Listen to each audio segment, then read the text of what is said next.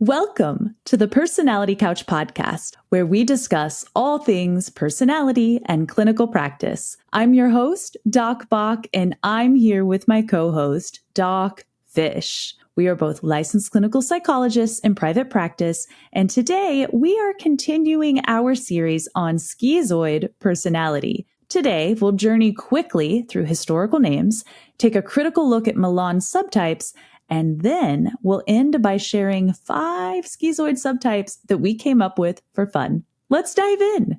Well, diving in, the DSM sucks in its definition, which is my own opinion, but the more I read about it, the more I agree. It also mirrors Millon in its focus on deficits in the schizoid person, which is why we prefer McWilliams' approach, highlighting that withdrawal into fantasy to avoid engulfment. But in the DSM, there has to be a pattern of social detachment and restricted emotional expression, plus 4 or more criteria involving not wanting, enjoying, and or lacking close relationships, lack of interest in sexual experiences with someone else, choosing solitary activities, and not taking pleasure in activities, and then appearing indifferent to praise and criticism, showing emotional coldness, detachment, flattened affectivity, etc. Also, remember there's no psychosis or autism.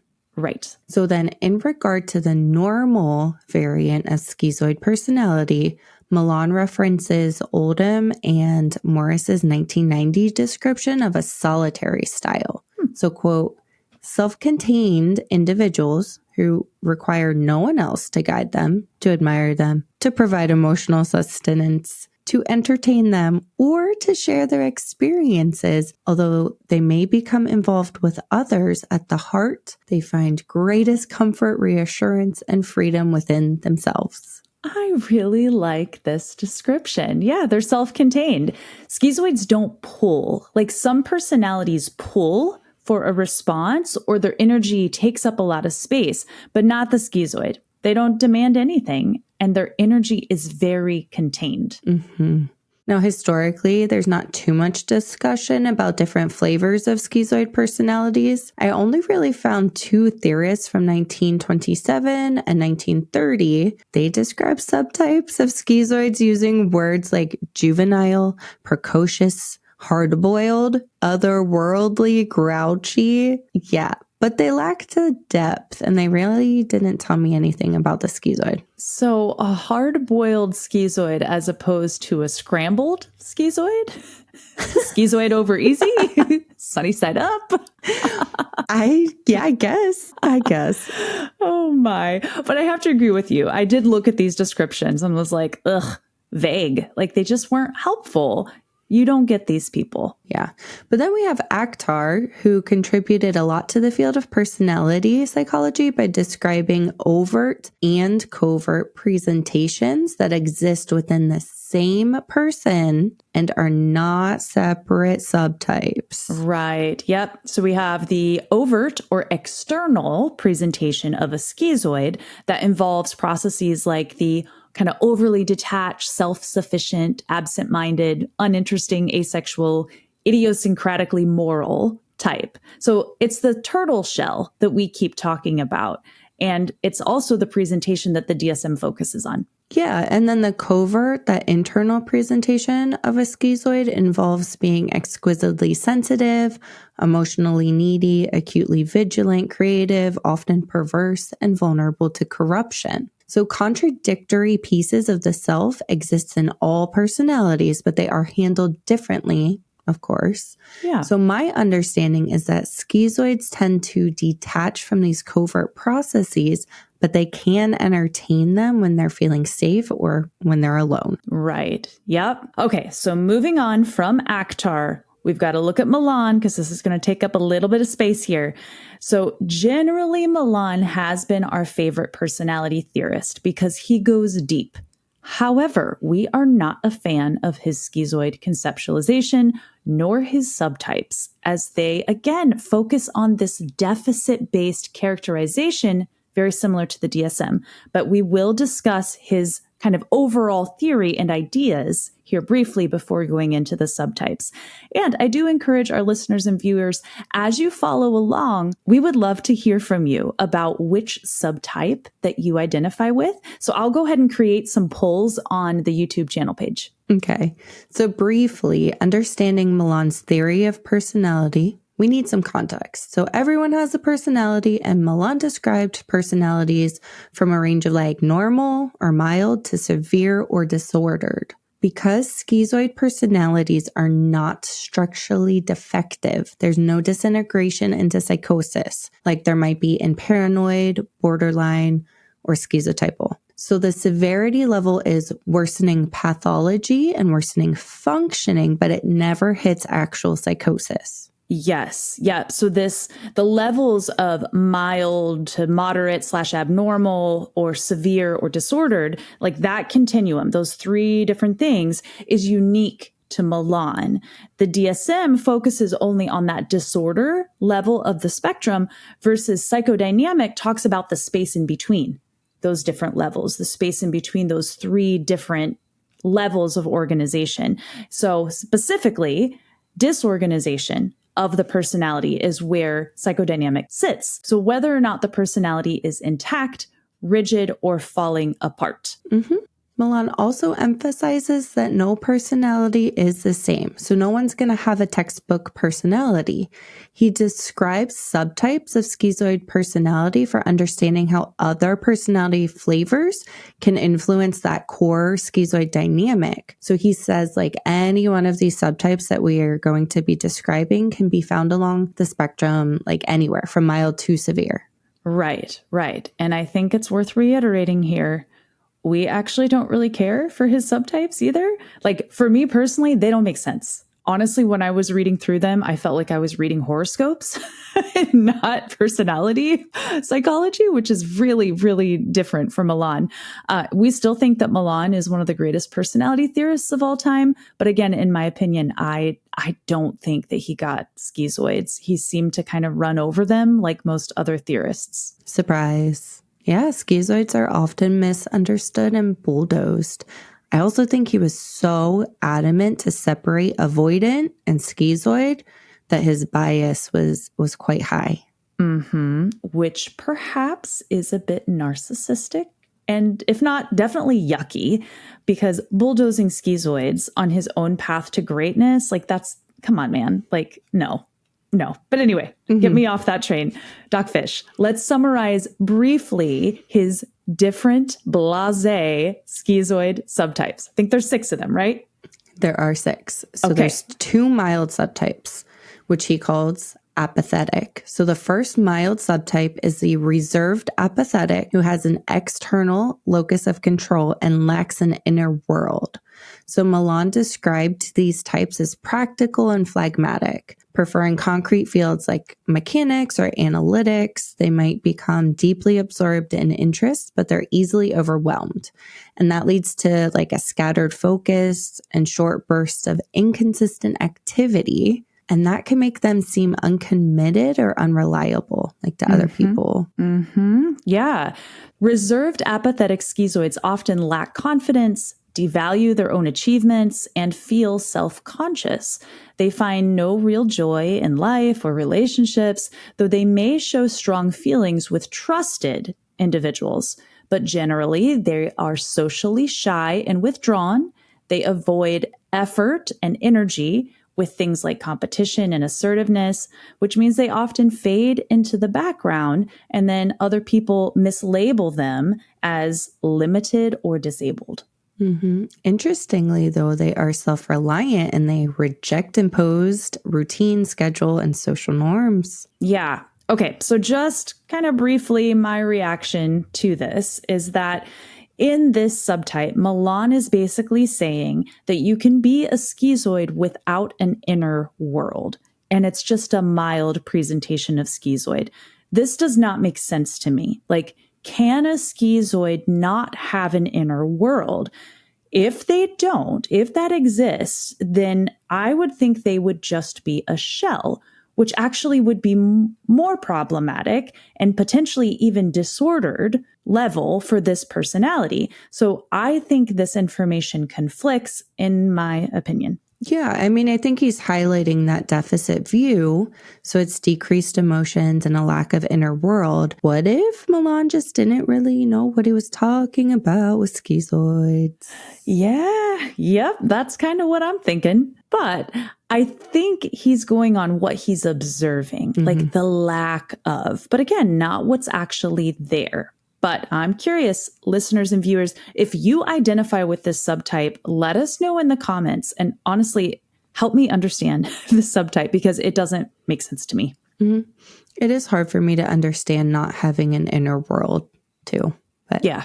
However, the second mild subtype is the introspectively apathetic, who does have an internal locus of control and a rich inner world. So unlike the reserved apathetic subtypes, they have that vivid inner world and it's used to cope with isolation and emptiness. So they're aware of life's emptiness and they might struggle with identity and turn to concrete fields like science, tech, engineering, and computer science. Yep. And then additionally, with a sense of internal control, they work hard and make independent decisions. They are unconcerned with pleasing others and thus can be blunt and insensitive, especially towards inefficiency and laziness in others.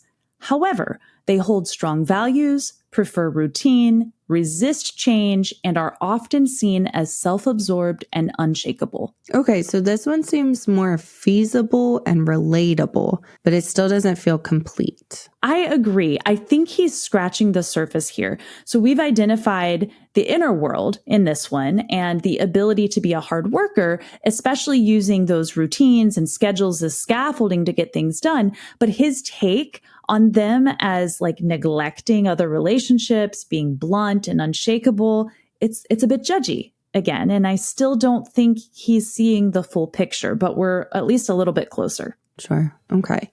So then, because apathy doesn't do well in our social world, it can lead to increased impassivity, isolation, and thus more detachment and pathology. So that would move those mild personalities to a more moderate level. So what are the moderate subtypes? Yep. Okay. We have two of these here.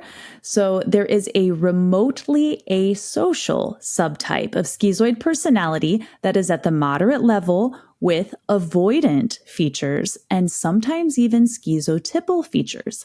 Like the avoidant, they are often shaped by early rejection and hostility, and they often feel unloved and inadequate.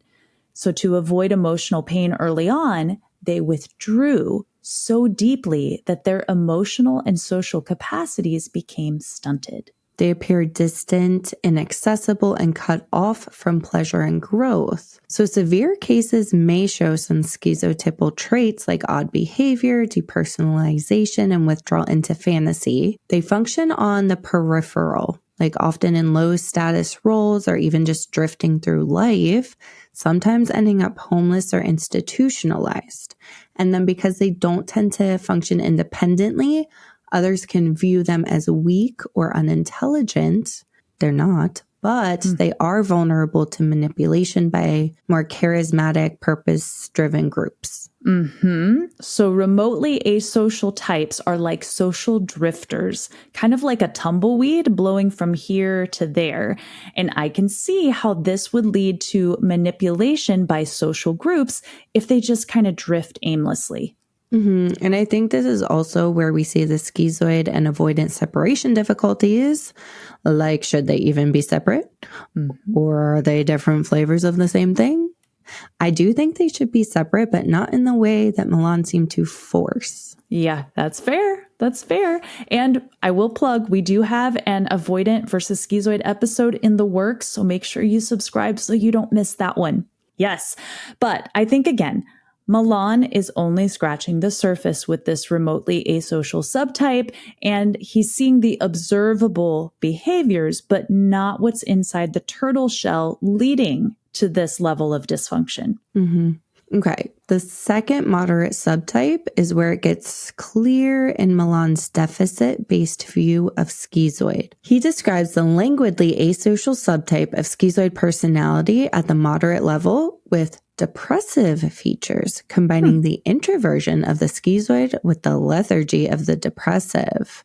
So their deficit is in energy and motivation, making them seem lazy, weary, and phlegmatic. So then languidly asocial schizoids struggle with life responsibilities and prefer a plain, routine life. Their life is largely uneventful, with stretches of passive seclusion that are sprinkled with feeling empty. They lack drive, spontaneity, or interest in pleasure. They are cognitively detached, and they tend to be quiet, dull, and somewhat dependent, coming off to others as weak and unproductive. They do have emotions and experience depressive angst, but they don't express it strongly because they are so lethargic and inactive. So this one does make the most sense to me because it's kind of quite turtley. I honestly think this is his best description yet because it starts to describe the inside of the turtle shell. I agree. And I think I like it out of most of his types. I would even say I've had a few cases that would fit into this category. And I would actually find myself wondering, like, what exactly do you do with all this time on your hands? Oh my goodness. Well, time is an illusion. I am convinced. But anyway. Yes, moving on. So schizoid personalities in the moderate category can disintegrate into deeper pathology due to decreased engagement with life that stems from isolation and apathy. But there is still no psychosis.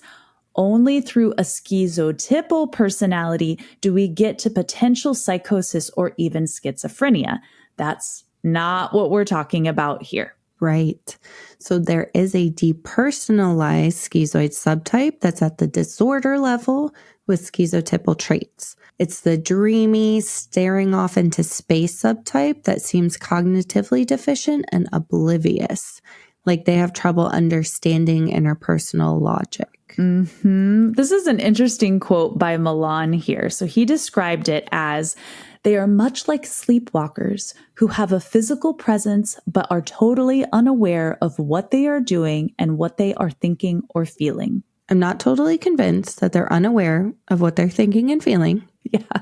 But I imagine they could come across like that. Maybe like it could actually feel like they're not there. Maybe like they're observers or they're detached from everything. The big piece is that I think these types really seem dissociated from themselves. Like they are really engaging in that deep depersonalization. Yeah. Yes, we're headed towards schizotypal disintegration and schizophrenia, but schizotypal on its own, it's its own thing, like its own personality. Apparently, it's actually argued by psychologists, and we'll discuss that in a different episode. We like to argue about everything. Oh, we do. We're a contentious field, I suppose, right? But we do have an upcoming episode differentiating schizoid, schizotypal, and schizophrenia because it does get confusing and it's controversial. But I think Millon here is actually struggling to differentiate schizoid and schizotypal disintegration in a coherent way. I actually find it hard to follow for him. And that said, with this more severe type, this level of detachment, though not psychotic, is notable and extremely problematic. And I believe that this type I've probably seen in outpatient care as well. Yeah. So there's schizoids who live in their heads.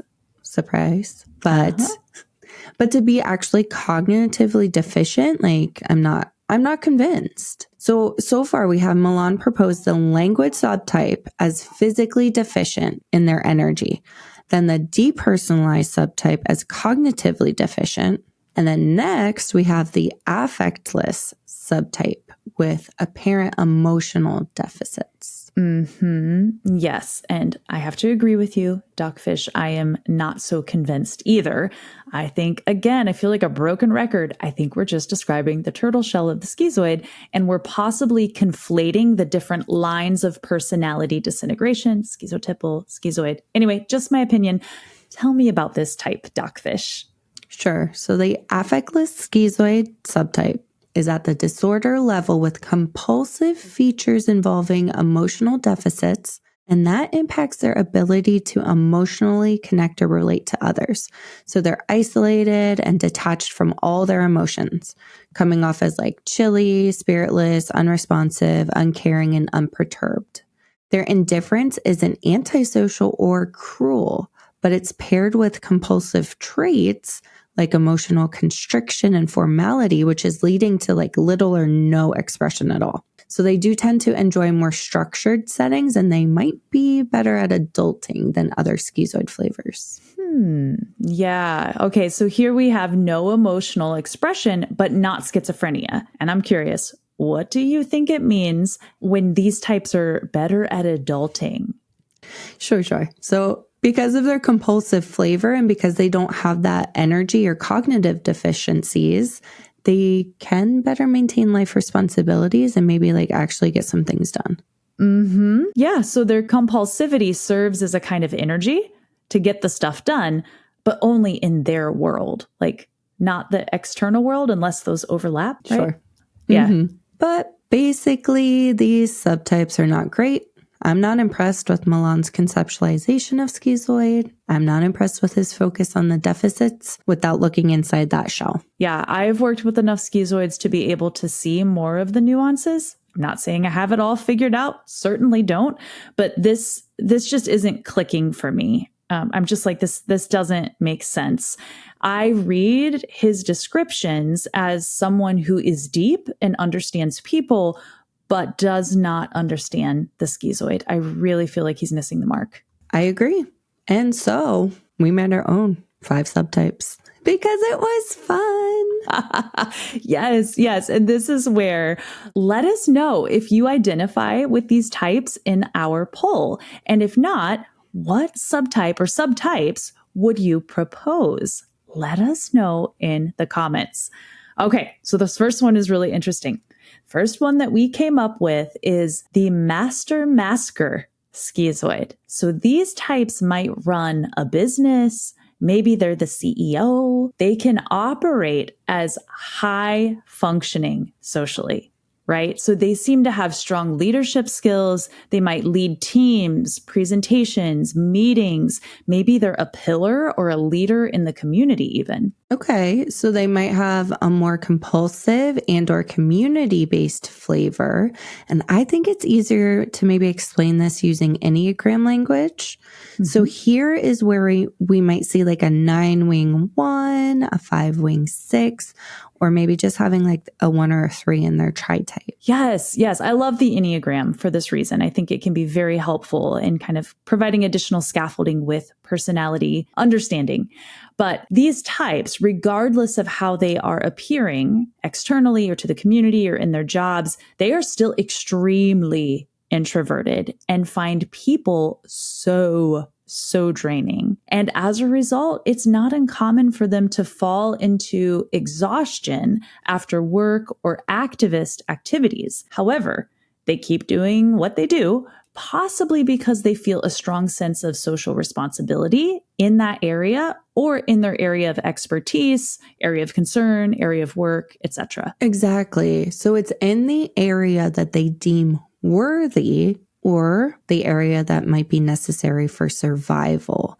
And that's where masking comes in heavily. We previously talked about females being more socialized to work out their like emotional expression muscle, but other factors can lead to increased masking like culture, race, region, socioeconomic status. A viewer actually reached out to us with a lot of really great points, one of which was how race can play a huge part in masking as well to avoid being stereotyped or to further blend in with the dominant, quote unquote, in-group. So I think that's another important thing to think about. So we have race, gender, being a sexual minority, a racial minority, being from a different region, a different socioeconomic status, like lots and lots of layers as to how this masking can present and why it presents in schizoids. And we love hearing unique schizoid experiences and stories. So to those of you who've reached out, we see you and we appreciate you. Yes, we do. So last thing on this subtype, I think here is where you see the strong moral backbone of the schizoid, especially with mixed, like compulsive personality flavors. So schizoids often do care deeply about people, justice, and kindness or fairness. And I think that especially shows up in this type. Yes. And then let's move on to the next subtype that we came up with, the quietly antisocial schizoid. Ooh, intriguing. So the quietly antisocial schizoid perhaps secretly wants to, like burn the world, but never would. Or maybe fantasizes about like taking over the world. Yeah. So Enneagram language, real quick, the schizoid has more access to the type 8's energy, I would say. And there might be fantasies or actual action of being like off the grid. So this type can even seem like stubborn, impermeable, like don't tell me what to do, but always like passively, never actively, and usually from their little bunker, wherever that might be. Here, I think it's important to differentiate between this subtype and Millon's nomadic antisocial, which is an antisocial personality with flavors of schizoid and avoidant. So the nomadic antisocial is apt to remove themselves from society and express anger when provoked. They can be dangerous, but they're not as impulsive as other antisocial types. We are also not talking about a paranoid who withdraws because the world's out to get them. Yes. Yep. And then quietly antisocial schizoids aren't dangerous, but they reject imposed social conventions and norms, and then they live on their own internal set of rules, perhaps with a little bit of cynicism in there as well. A little bit of spice. Yeah, spicy. So they might still function well in a job or with safe family or friends. They can be very loyal within their bubble, but skeptical of those outside of their bubble. And perhaps they're more able to be motivated by anger to protect innocence. Ooh, yeah, like children, animals, those who can't defend themselves. Yeah, so using that little bit of spice for good. So next, we split up Millon's languid asocial into two types. So we posit that there's a depressive schizoid and a slothy schizoid. Okay, so depressive schizoid, we'll do that one first, using Enneagram language here for just a minute again. But the depressive schizoid is a double or triple doing repressed type. So doing repressed means that they just have a hard time with mojo. They have a hard time self-starting. So they might have strong access to type 4, type 5, and type 9 energy, and may actually score the highest among those Enneagram types. Okay, so there's more of an emphasis on that schizoidy detachment and the more depressive, masochistic emotions, more so than the slothy energy. Yeah, because the depressive vibe is more prominent in this subtype, meaning like the flatness or the emptiness of the schizoid is often then filled with depression. Okay, so they might have an aspect of Millon's introspective type, but also can have masochistic elements at times too, as their apathy and getting stuck in their depression can lead to a negative reinforcement cycle, right? Yeah. So doing nothing leads to doing more of nothing, and they just might be more ineffectual. Yeah, that negative reinforcement cycle that happens. So in this schizoidy subtype, I have seen a type of dependency that can keep them from functioning on their own. It's almost like they kind of maybe even subconsciously like don't want to function, and the depression deepens that not functioning. And then as a result, they often have family or others taking care of them, which then only reinforces that they don't have to function in the social world. And they can get very stuck there. They're not always fun to be around if they're more masochistic and stubborn to change. Yeah. I think it's important to mention, though, they don't want to be rescued like any schizoid. Like, they don't want to, and they don't really pull to be rescued either.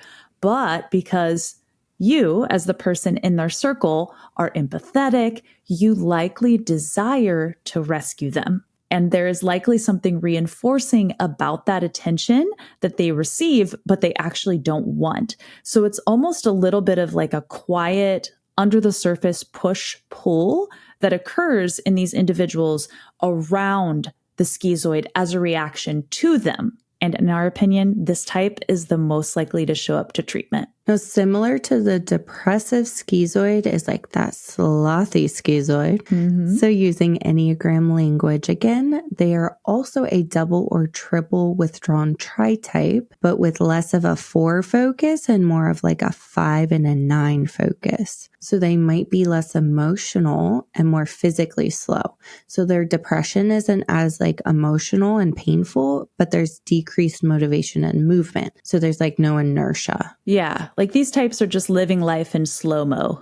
Nothing's hurried. There's no hurry function. Like, their personality model didn't come with that feature. Mm-hmm. And perhaps they have like more of a dependent flavor, being more easily influenced by others to like blend into the social herd, because then others will spend energy for them and then they don't have to. So Right. They're not like this clingy dependent. It's more of a like passive dependent. Right. Yeah. And they're usually really lovable, kind people, just like sloths are as an animal, right? I mean, who doesn't love sloths? Mm-hmm. But they move like a sloth. So they're great to be around if you have all day and lots of patience. But in the workplace, I think that these types can function well. They're just slow, and they may like ride that deadline to the last 30 seconds before it's due. They might need reminders to get things done, might need a little fire under their behind, but they can be very loyal, good workers. But their overall life tempo is just a little bit slower than the rest of the herd. Mm-hmm. Now, in contrast to that slowness, we created a scattered professor schizoid who might maybe come off a bit intellectually snobbish and have some more access to Enneagram 7 energy. Yes. So the scattered professor type is often brilliant, smart, well-studied, but they can't organize to save their life. Or if they're not like super smart, they might be aimless and full of useless information with no direction. So maybe more absent-minded. And this perhaps coincides with ADHD. Yeah. I like what you said there, filled with useless information. That can be part of this type. Yeah. And along with that, if their mind is a library, they've lost the card catalog and have papers strewn about haphazardly. Exactly. And having that mind library is like the core of their schizoidness. But there's a dissociated anxiety energy. Like the chaotic mind shows up, but not really the body or the emotions. I can see that. Yeah, it's like their mind gets all the attention, but not the body or the emotions. So the result is kind of like a dissociated chaos. But different from other types, their like tornado-y chaos doesn't touch other people. Like it's not destructive or anxiety provoking. It's kind of amusing. It's like, oh my, like they're a mess. I'm not feeling their mess, but they are a mess. Right. Yeah. And I think they've probably made movies about these types of characters because they are amusing and a little bit comedic in their own way, and they don't even realize it. I pictured the stereotypical chemist or chemistry professor with like a beaker erupting over here or like papers catching fire over there. Their goggles are askew as they're like trying to contain the explosion. And then, class ends. Oh, there was supposed to be a test, but the professor forgot. Like he didn't even realize that the class already left. Yeah, I think they may be like oddly childlike and fun. I agree. Yeah, they can make really great absent-minded teachers.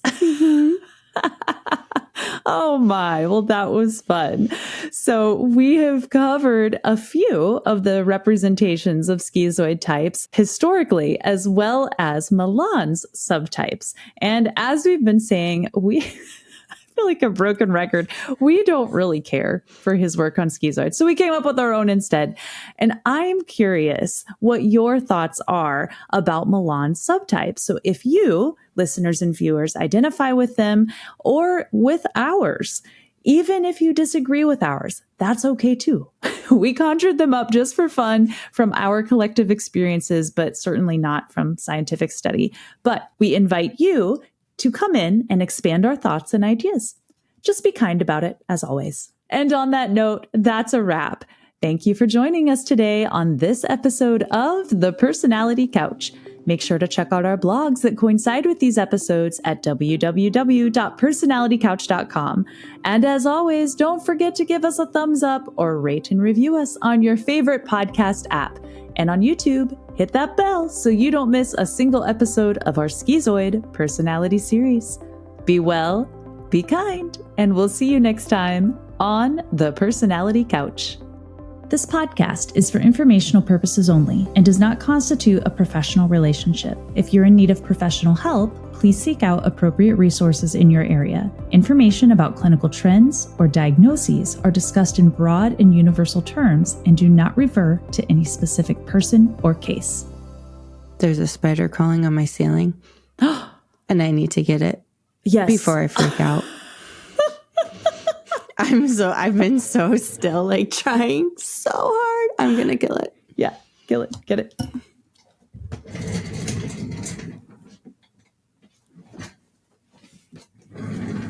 This is real life, folks. Okay. He's dead. Okay. Was it a big, scary one? It was like a medium scary one. Okay. Oof. It was bigger than acceptable. Oh, yeah. It was like that big. Oh, that's too big. That's too big. That was too big to be acceptable. Okay. All right. Okay.